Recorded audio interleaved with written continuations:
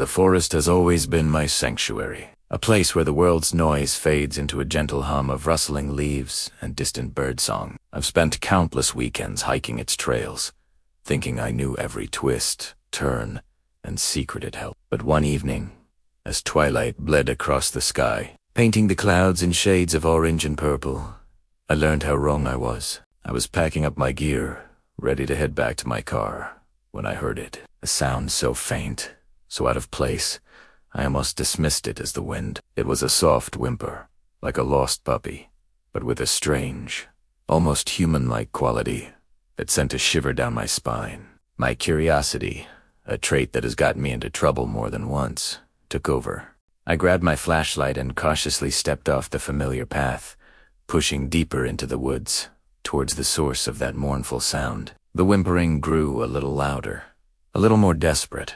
With each step I took, the forest floor was a mess of tangled roots and fallen leaves, making my progress slow and noisy. Every snap of a twig under my boots sounded like a gunshot in the deepening silence. The sun had completely set by now, and the forest was plunged into an inky blackness, my flashlight beam cutting a lonely path through the dark. I called out softly, "Hello?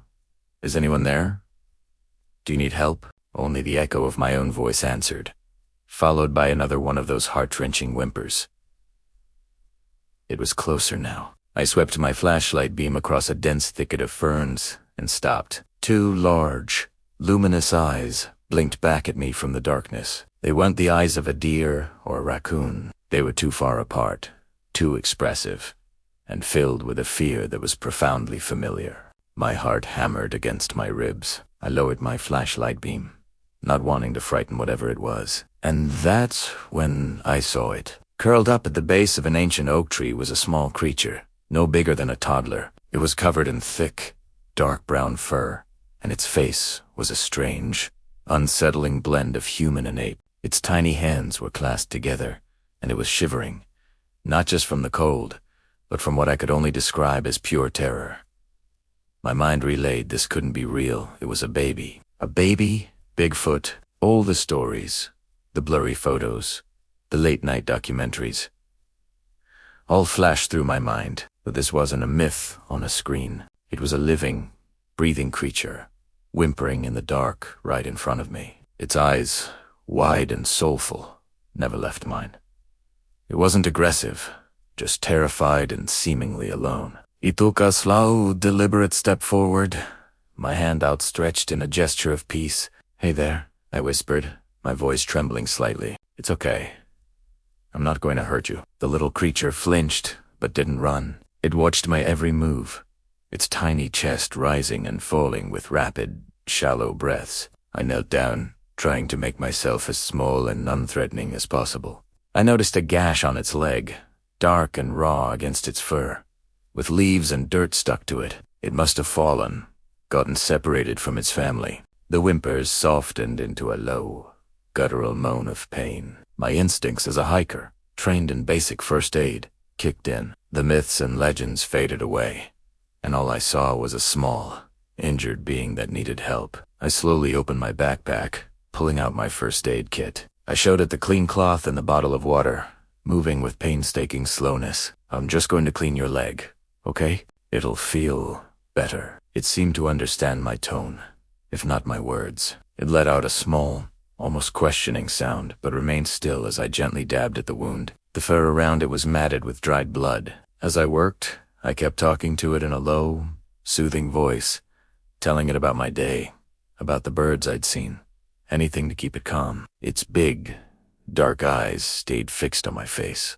a flicker of something like trust starting to replace the fear. After cleaning the cut as best I could, I wrapped a sterile bandage around its leg. It was an awkward fit on its furry limb, but it was better than nothing. The creature let out a soft sigh, almost a purr, and leaned its head slightly towards my hand. For a moment, I forgot what it was. It was just a baby, hurt and alone. But then, a deep, resonant sound echoed through the forest. It wasn't a growl, but a call.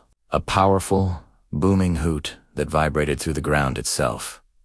The baby Bigfoot instantly perked up. It answered with a series of high-pitched chirps and clicks, its eyes scanning the darkness beyond me. The booming call came again, closer this time. I knew, with a certainty that chilled me to the bone, that its parent was coming, and I did not want to be here when it arrived. I quickly packed my things, my hands shaking. The little creature looked at me, then back into the darkness from where the call came. It took a hesitant step, then another, its bandaged leg moving a bit stiffly. Before it disappeared into the thicket, it turned back one last time. It looked right at me, and for a fleeting second, I saw not fear, not wildness, but gratitude. Then it was gone, swallowed by the night.